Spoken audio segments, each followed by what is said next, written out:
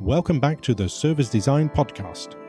In this episode, we're speaking with John Powell, Design Director at Hypergiant, an agency focused on artificial intelligence. We enjoyed John's talk about social challenges that humans created over the years and how designers need to take their responsibility. We were glad to have the opportunity to talk to John about his talk.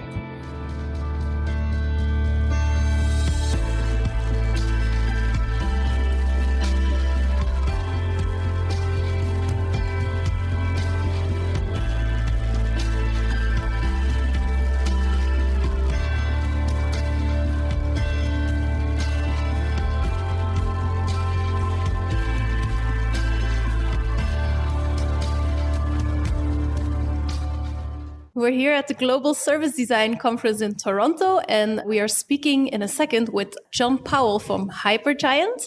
And we actually just attended his talk, so we have a lot of questions to dive deeper into the topic he was speaking about. But John, could you maybe first introduce yourself to the listeners? Yeah, hi. As was mentioned, my name is John Powell, and I am a design director at Hypergiant in Austin, Texas. And Hypergiant is an artificial intelligence and machine learning consultancy. Great. And what was your talk about?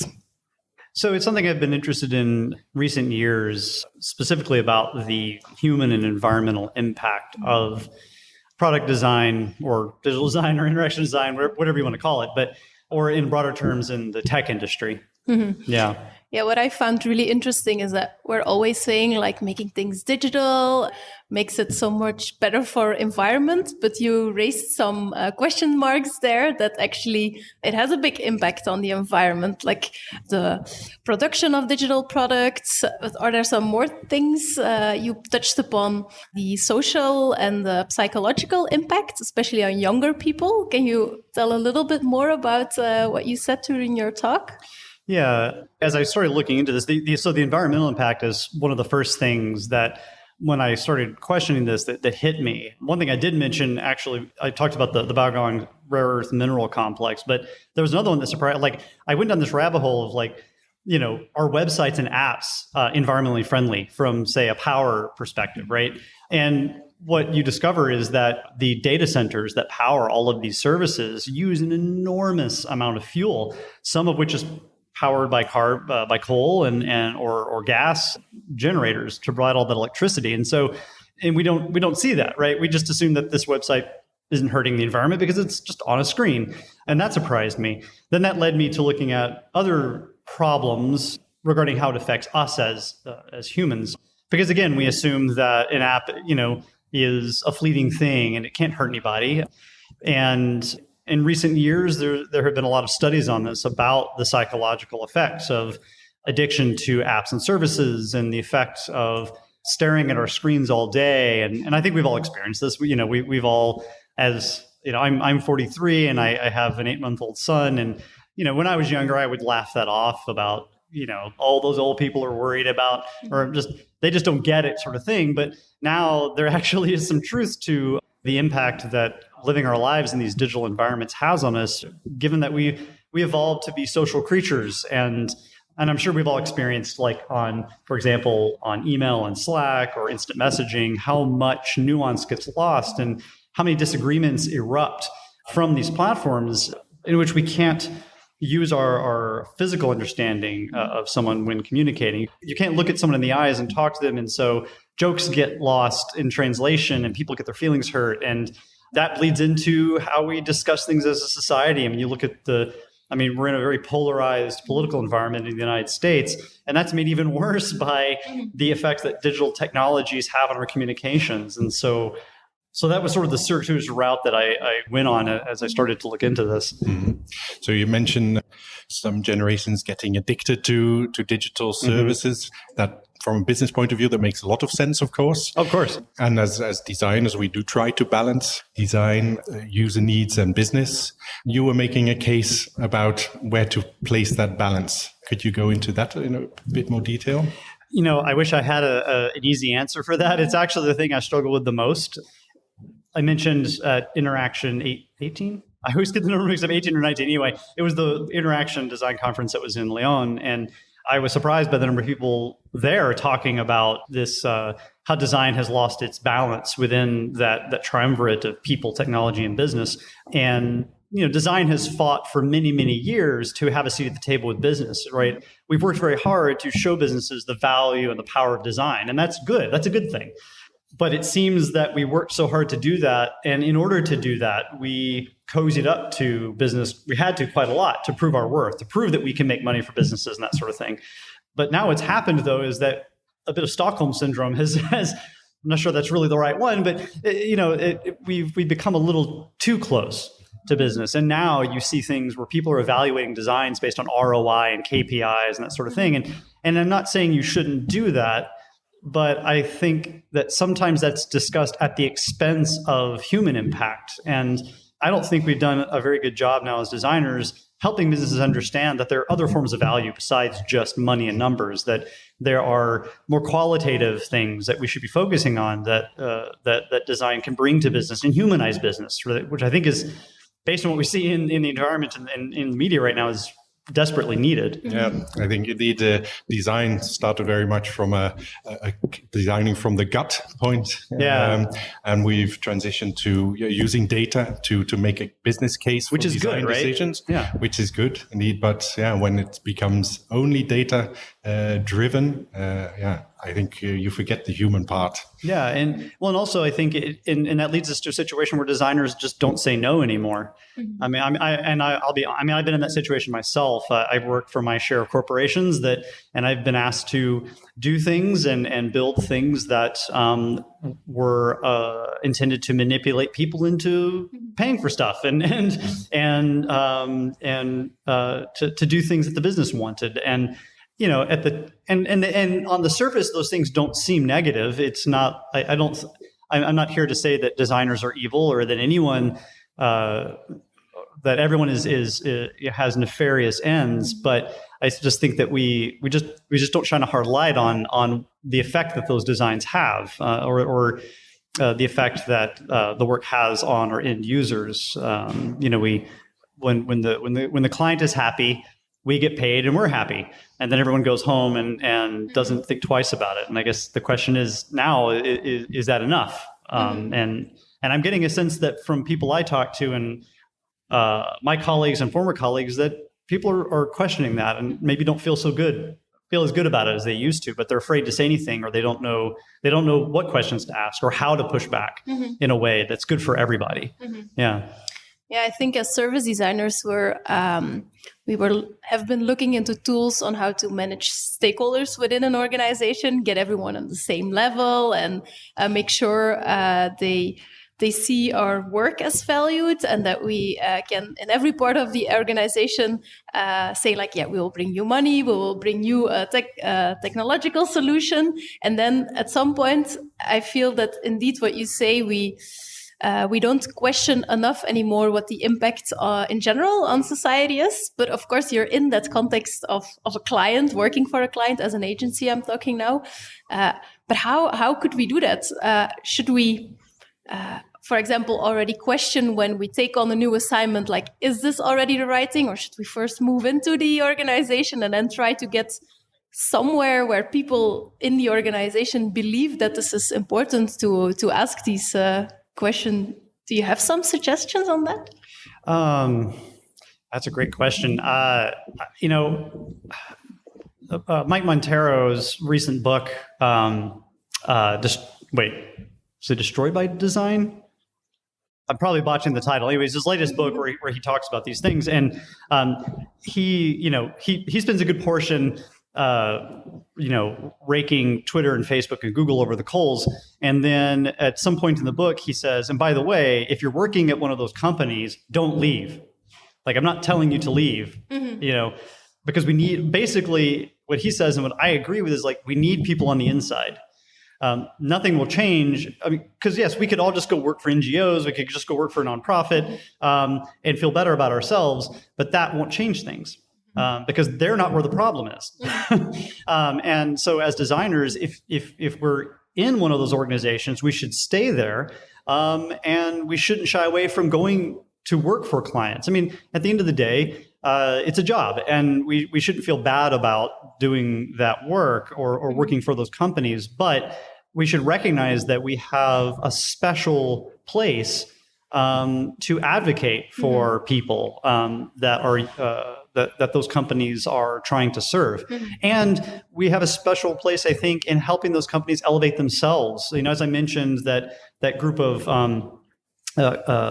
CEOs that redefines the definition of a corporation. I think that signals that companies are recognizing that they need to recognize other forms of value. And so I think the door is open for designers who feel or are worried about this or want to make a change. I think the door is open for them to begin to advocate. One of the talks that was earlier, I forgot her name. The one that was talking about the Aboriginal work in Australia. The lady from Taxi. I'm trying to think of her name. She talked about how, she said that she would have rearranged all the seats in the room into a ring, and how for her the design process is they just get together and talk. It isn't so hierarchical.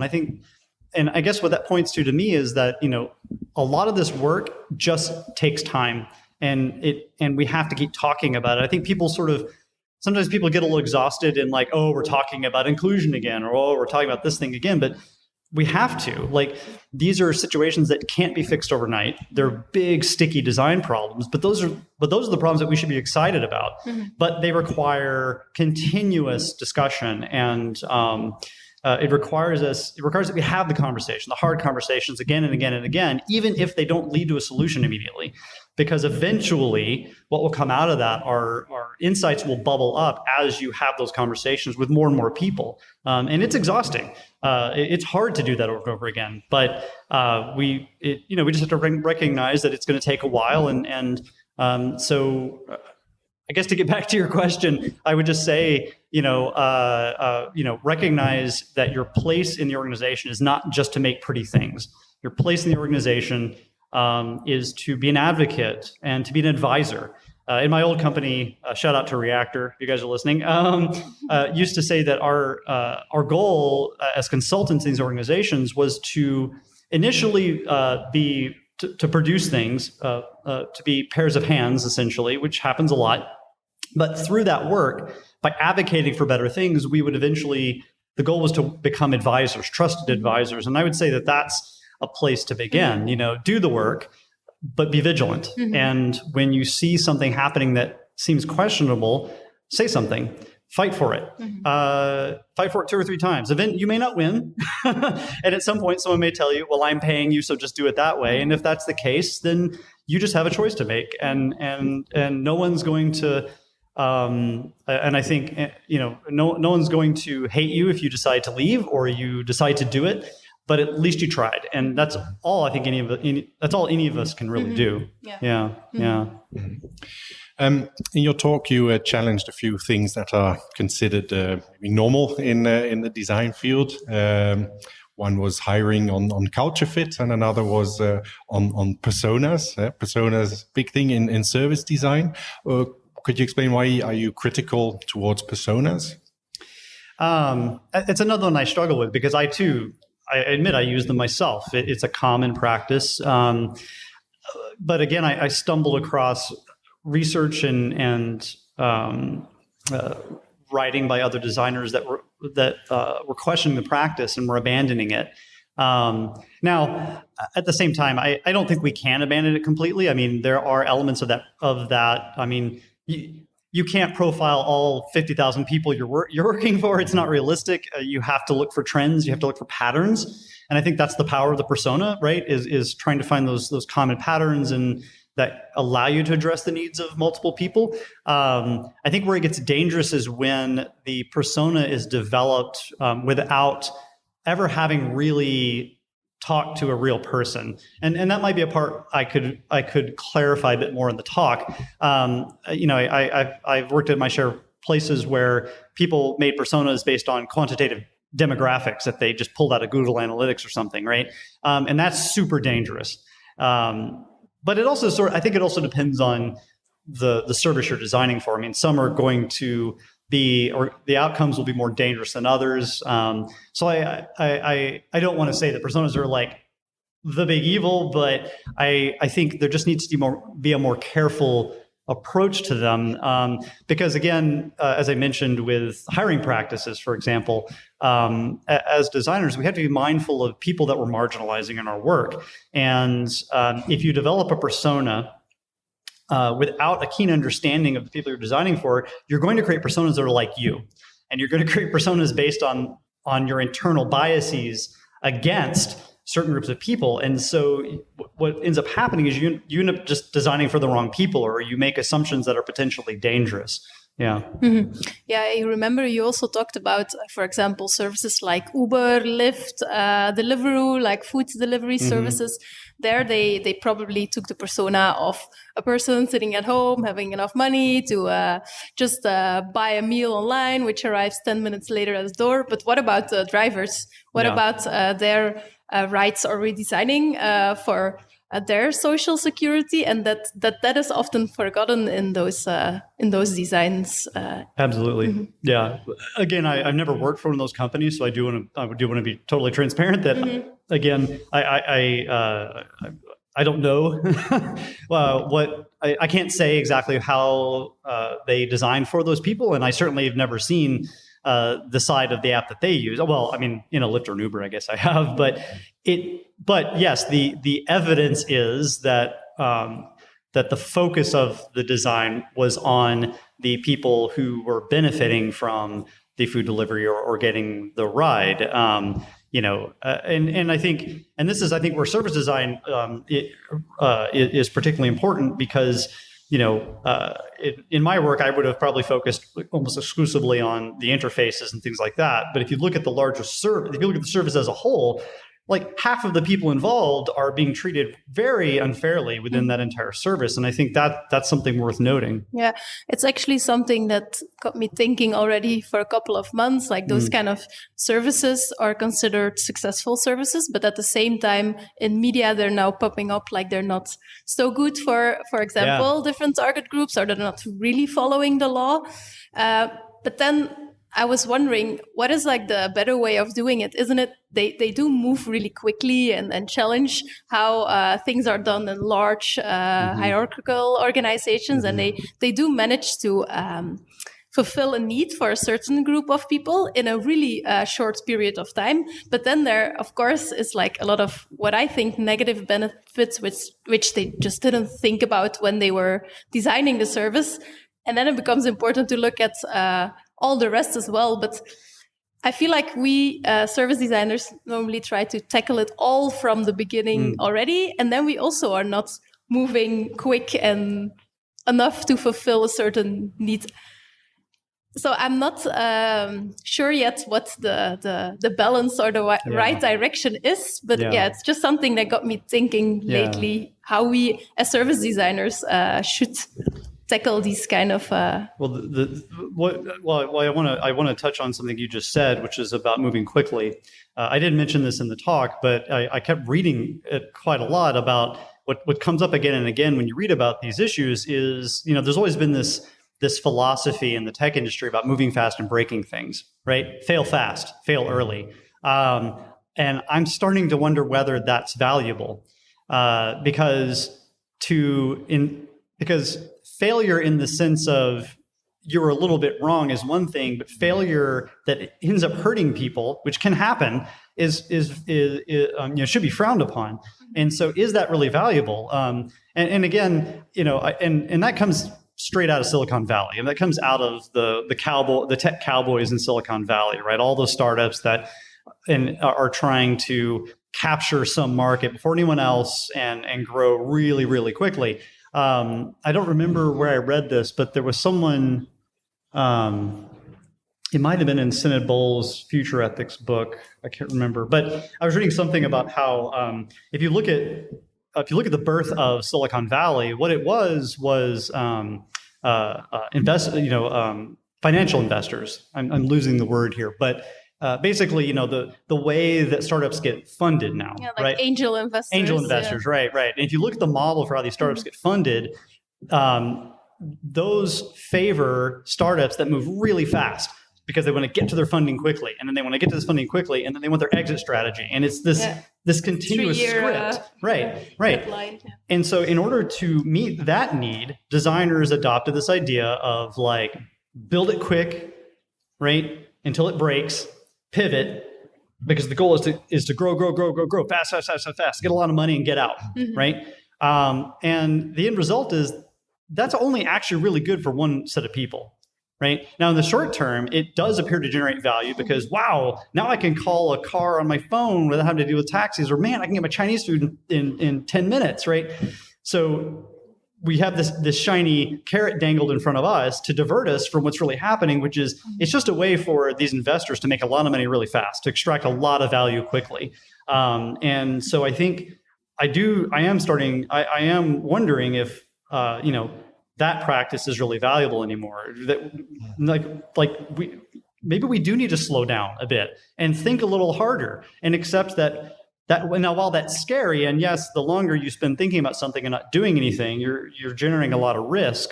But there could be situations in which the end result is actually far more positive, even if it takes longer. And so I'm interested to hear that you say that service designers tend to take a little bit longer. And that makes sense because you're dealing with a much larger thing than, say, what I might deal with at Hypergiant, which is, or as an interactive designer, which is a much more focused product that I'm trying to build really fast to satisfy shareholder needs, right? And so, yeah, I wonder, like, if we just need to slow down and think a little more first, right? And think about all of the people that are going to be affected, and help our clients understand that taking a little more time might actually be valuable here, and helping them get comfortable with that idea.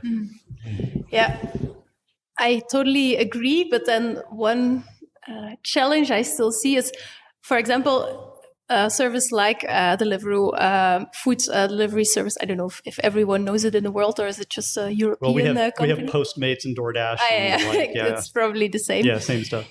I think when they move really quick, they get a lot of people on board. So you create a great opportunity, but then at some point they need to take their responsibility and listen to rights of people, to laws of government, but then they don't do it. So what I was wondering, maybe it is good to have like a very quick, maybe 2-3 years, but then they need to get serious and more conscious about what the effects are. They can already see what their effects are because they have been in business testing it out in real life already. But that's what I see now, that they just don't do that. For example, in Antwerp, you now have a lot of those step sharing services. Scooters as well. Right. Yeah, and those are all over Austin right now too. Yeah, they're everywhere. And then apparently their lifespan is like 3 months. And then they end up at landfills because they're not really made for public use. And they're just discarded with really big batteries, which are very bad for the environment. And they get this people thrilled about using them, and then they leave the world with this problem, and they don't really, seems like they don't want to fix it anymore. And then it becomes like a big problem that they don't take their responsibility on those issues. Yeah, and I think that's a really great example of what we're talking about, because you could certainly look at you could certainly infer what their design process looked like in that service, right? We have a transportation problem in cities where there's too many cars, but people need to get around quickly. We can just strap a battery pack on this scooter, put an app on it, and boom, instantly you mobilize thousands of people overnight, right? But I think, to me, that's a short-term solution. Like that's an example of what I don't think is actually that good of design. That's kind of like fast food design, I think. Like it's an immediate payoff. It makes us feel really good in the short term, but obviously the long-term impact is really negative. So is that good design? Like, I'm not sure that it is, right? Since the design is supposed to look at all the angles and make sure that you've created something that addresses both short and long-term needs. I actually read something about that. Like in Austin right now, the scooters are everywhere, and it's terrible. It's like a plague. And I read something that someone said, and again, I can't remember who wrote this, so apologies if you're listening to this and I didn't quote you. But basically, he made a case that yes, it solves a mobility problem, it solves a transportation problem, but it's a really cynical approach. right? Like, why not take all that effort and money that went into those scooters that are going into landfills and fix your local public transit system, right? Like, you look at a place like New York City, for example, that has one of the biggest subway systems in the world. And after living there for 3 years, at first I was super excited to go there. It's like, I'll never have to drive again. And my wife listening is going to laugh about this because she warned me about this. I was super excited because she's from New York. I was super excited because I wanted to drive ever again. But then after riding the subway for 3 years, it was a horrible experience. The service is terrible. It rarely runs on time, and it's all because there's no money for it. Right, money gets siphoned off the system to pay for political projects. Now, not to get political here, but I think if you took all the money pumped into things like these scooter programs and Lyfts and Ubers or whatever, and put that to an actual problem like that, the end result would be a much better long-term solution, right? Rather than, but again, I don't think the people that made that scooter service really cared about public transit. It was about growing fast and making a lot of money. So it comes down to like, what are your goals in the short and long term, you know? But I agree. It's like, you know, it does look good to generate that massive user base quickly and to generate all that money. But again, you have to look at the actual impact and really question, is that actually good, right? Yeah.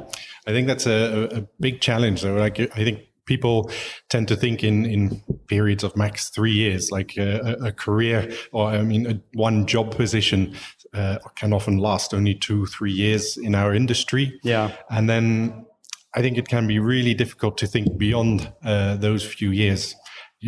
How could we make it easier for designers to think more long term? Yeah, that's a really great question. And I struggle with that one myself because, you know, like any designer, you know, I'm judged by the quality of my output, right? We know how that is. You got to have the portfolio, and you got to have the big, sexy projects in your portfolio to get the job and to get the respect of your peers. So I think there is something to be done culturally in the design industry. I touched a little bit on it in the talk about, you know, I didn't go into this part, or I didn't really touch on this part so much, but I think a lot of the problem that we have in the makeup of in the culture of the design industry is that we still cling to this idea of the genius macho designer, right?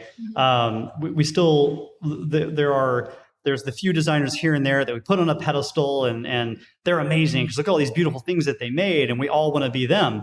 And I think that hero worship is really, really damaging. I think it's really negative. If we really believe ourselves to be human-centered, then we shouldn't be looking at ourselves. We should be looking elsewhere for validation, and we should redefine what it means to be a successful designer. I have been a design director for just a few years, and now that I'm in this leadership position, I've had to think hard about this because I'm no longer supposed to be producing things on my own. I'm supposed to be leading a team of people, and I'm like, I don't know how to do that. I've just been doing the work for all these years. But what it's made me think about is what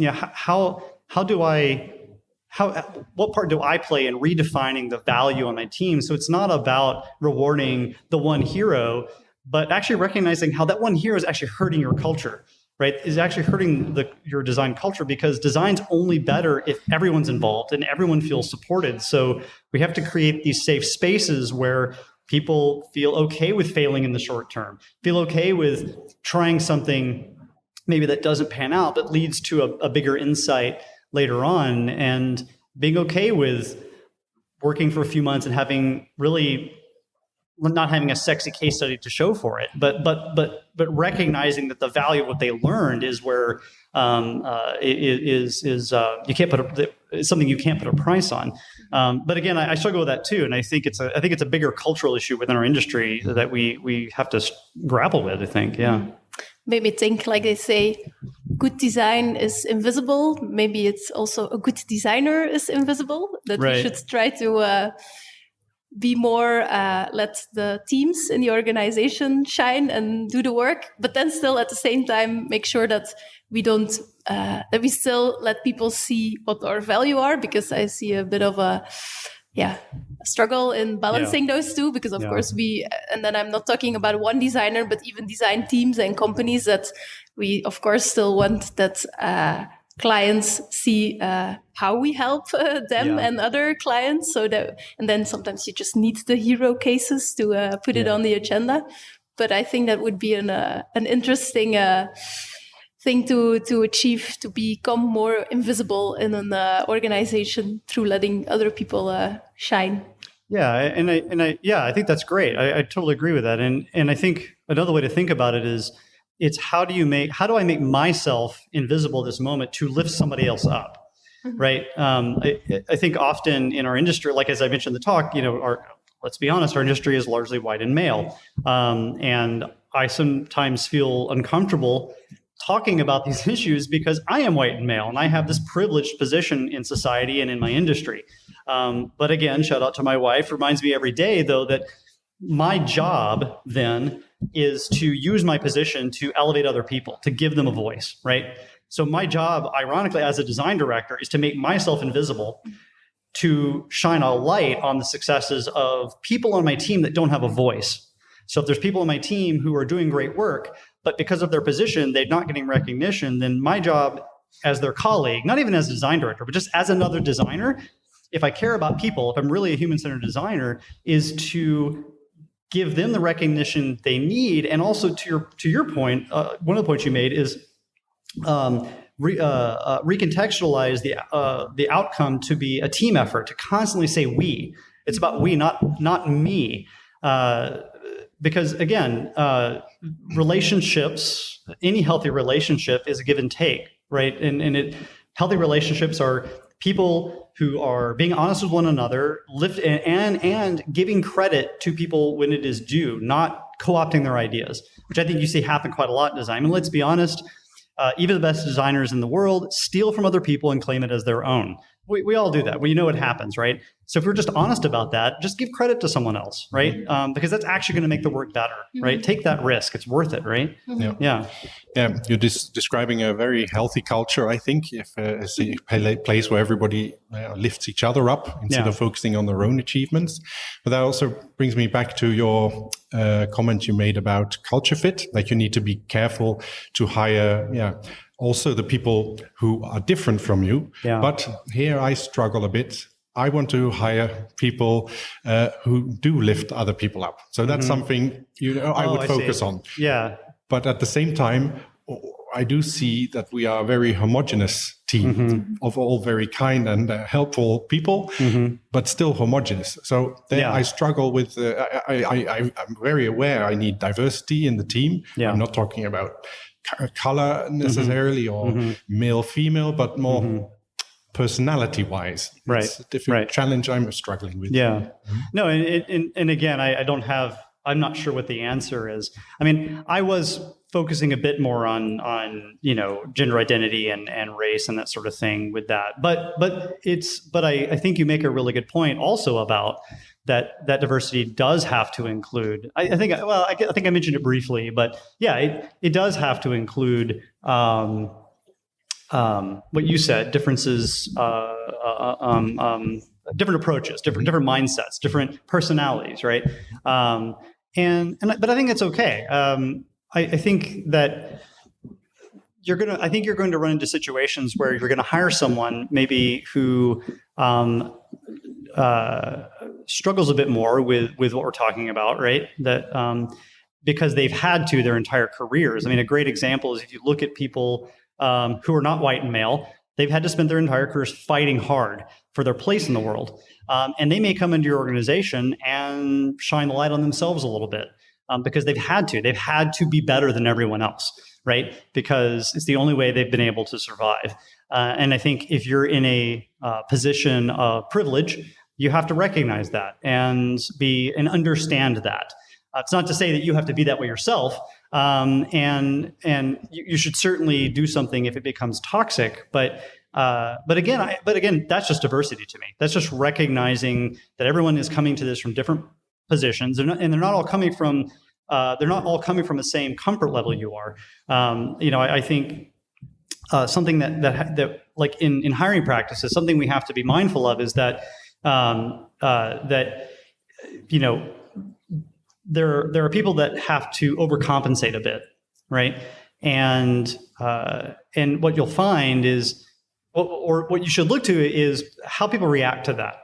how do they react to that person being aggressive and confident versus this other person being aggressive and confident? I think what you often will find is that if they're white and male, oh, that's good, they're doing it. But if they're not, if they're a woman, a person of color, being aggressive and confident is viewed as a negative. And that should be a sign for you, right? And I think that's where it gets tricky for me, is in our perception of people and what confidence looks like. I think that, one way to deal with that is on your team is to not feel personally threatened. I think that's what happens a lot is that, people that are in a position of privilege feel personally threatened when someone who is not in a position of privilege acts like them because they've had to. And you should actually support that. That's something you should support because, that's a way to correct that imbalance. Again, I have to mention I'm not an expert on that at all. My knowledge of sociology and culture and race issues is not the best, but that's my basic understanding from what I read about it. Yeah. Mm-hmm. Yeah. I think one of our criteria when we hire people is it a good fit with the team? And I think that is something I want to think about indeed. What is a good fit to the team? And that we maybe now ourselves are also taking it a bit too small and looking at the same people. So I see that as a challenge after the conference to look into that. So are you looking forward to something at the conference? Did you subscribe for a workshop, or are you going to a specific talk that you are really looking forward to? I have to admit, I haven't had a chance to.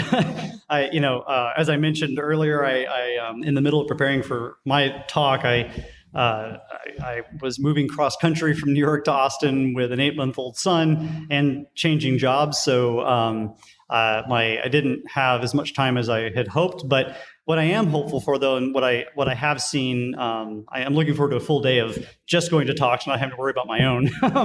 But one thing I am hopeful about that I've noticed, I've seen a trend of in this conference are the number of talks about things like co-design and collaboration and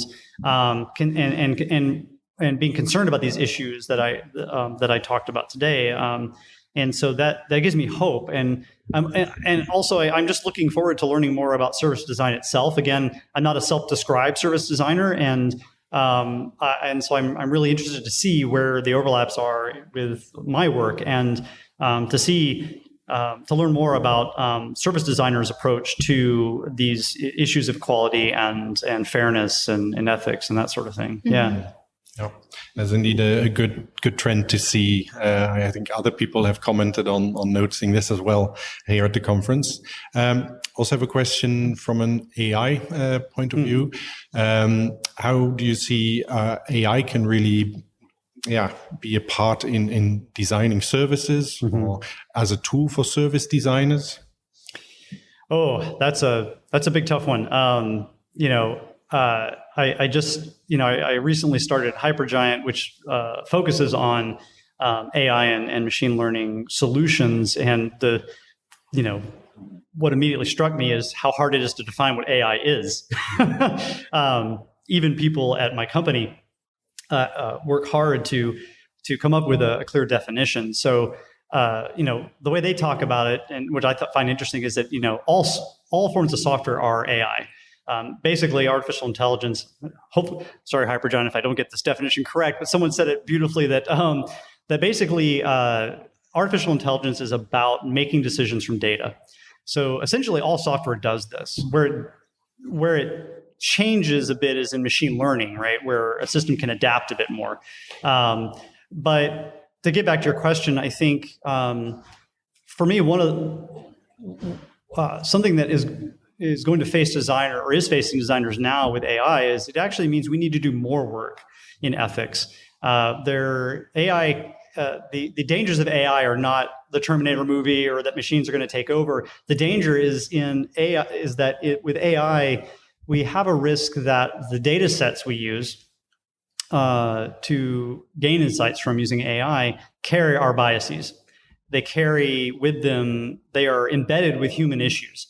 And so a lot of work needs to be done to ensure that the data isn't biased against people, to make sure that we are implementing these tools in a way that is safe, not safe from a physical standpoint, but isn't going to do more harm than good. So I think there's some work to do there on what does that mean? Like, how do designers have a role in placing safeguards around these things? Because let's be honest, one of the powers of AI is its ability to find trends that we cannot see. So that means it's going to be hard for us to understand how to put controls and limits on these things because we just can't see these patterns. We're incapable of seeing that. So, but I think the power. I think the great benefit of AI will be in that it will free humans up to do what humans do best. AI will free us from repetitive tasks, or it'll free us from mundane tasks, and allow us to focus on the more emotional and social issues that we are best at dealing. I mean, a machine will never really understand human communication. Now, a machine can speed it up and can help us focus on that a bit more. But I think it's actually going to make us focus on it's going to free us to focus on real human issues more. And I think jobs of the future that are impacted by AI will be ones in which humans will focus on the humanities again. We'll go back to focusing on the things on art and communication and human relationships. And I think that's the beauty of it, is it will allow us to go there again. And the mundane, repetitive tasks will be handled by a machine. And so, yes, it will take jobs and it will reduce jobs in certain areas, but I think in the long run, it'll be better because humans will find more rewarding work as a result of it. I think, again, this is very distant futurist thought, but that's my distinct hope is what it as to what it might look like. Yeah. Well, I'm happy that it's somebody like you who is designing these AI technologies and where they go. I mean, in the end, it's the responsibility of us designers to steer these technologies and developments in a good way. Absolutely. So yeah. Okay, I think it was a really, really interesting conversation. Thank you very much for taking the time here at the conference. I enjoying the conference yourself. Mm-hmm. Yeah, thank you very much. I really appreciate you taking the time, and I enjoyed the conversation as well. Great, thank you. Then we can now go, I think, to the award-winning ceremony and see who are the winners of this year. Thank you. Thank you. The Service Design Podcast was brought to you by the Service Design Network and Night Moves. For more information, previous episodes, or to join the conversation, please visit servicedesignpodcast.com. For more information about the Service Design Network, visit service-design-network.org, and for Night Moves, visit nightmoves.be. If you enjoyed this episode, please consider subscribing to this podcast. The intro and outro music is from If the Stars Grow Dim Tonight by Hydrogen Sea featuring I Will, I Swear. Until next time.